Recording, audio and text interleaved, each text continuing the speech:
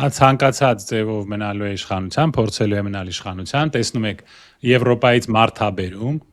իր ժողովրդի վրա տղա ա բերում Եվրոպայից, ամենախայտարակ ձևով կեղծելու է երևի, նստացնելու է մարդկանց, ծեծելու է, բանտարկելու է մեր թավշյա հեղափոխության հեղինակը,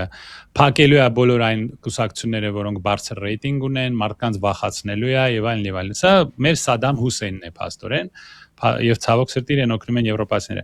Եթե այս մարդուն կուկուրուզ ուտելով ուղարկեին Թեհրան,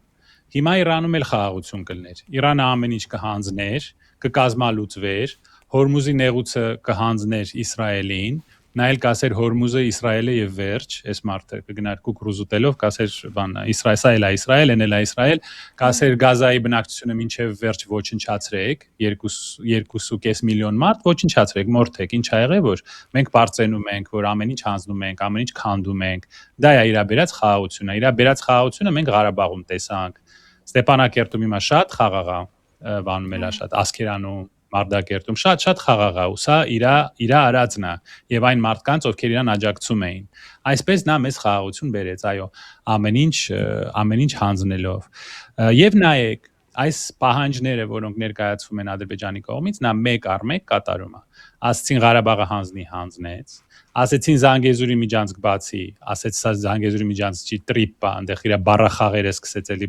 անունները փոխեց, բայց հանձնեց, նա մեղրին հանձնեց 74%-ը պատկանալու է ամերիկացիներին, հետո թուրքերին, ադրբեջանցիներին 100 տարով։ Մենք մեղրին կտեսնենք նույն օրը, երբ մենք կտեսնենք Մուշը, Վանը եւ Սասունը։ Էդ էլ եղավ, էդ էլ զիջեց։ Ասեցին ցեղասպանությունից չխոսաս, չի խոսում, Ղարաբաղցիների վերադարձի մասին չխոսաս, չի խոսում, Արարատը հանեց,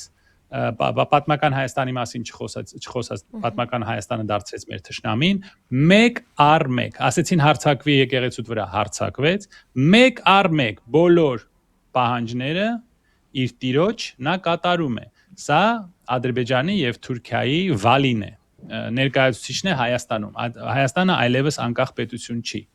Այս մարդը, որը բերվել էր, որպեսի հանձներ Ղարաբաղը եւ Հայաստանը զրկվեր իր անկախությունից, մենք դարձնենք